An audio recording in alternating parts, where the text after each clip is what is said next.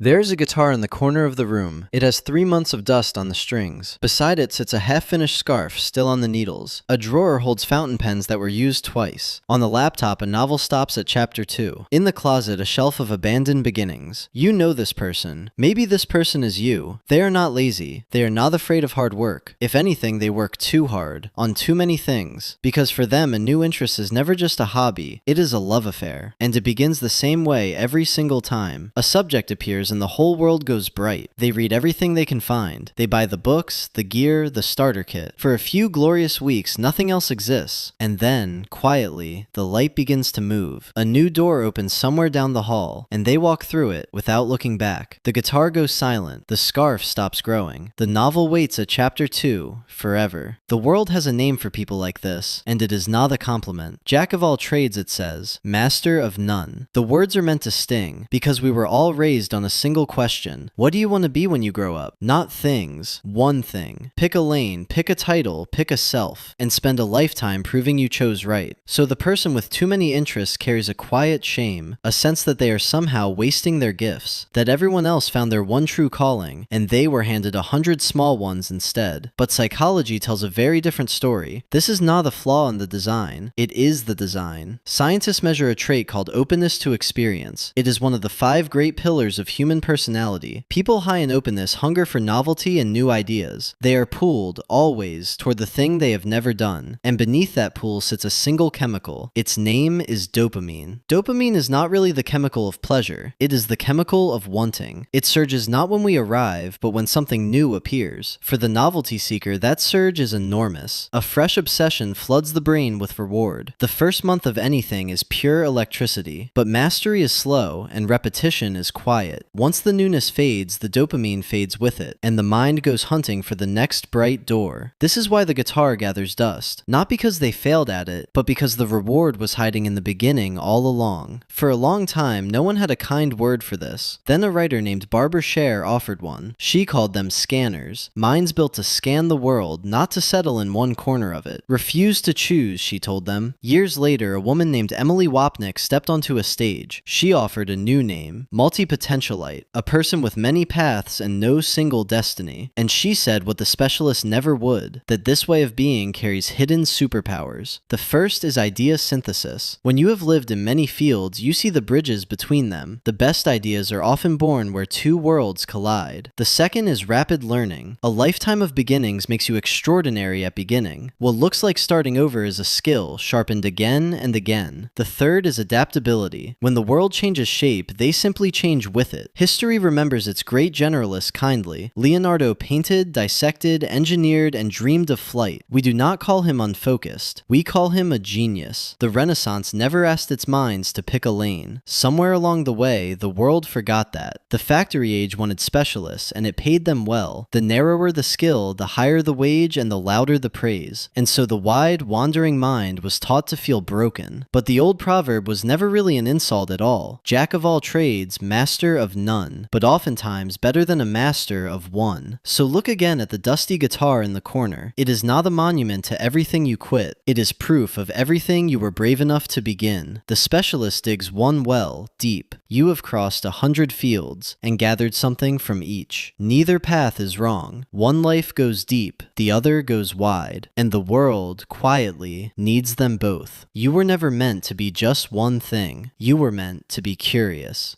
Thanks for watching. If you like this video, make sure to give it a thumbs up and hit the subscribe button.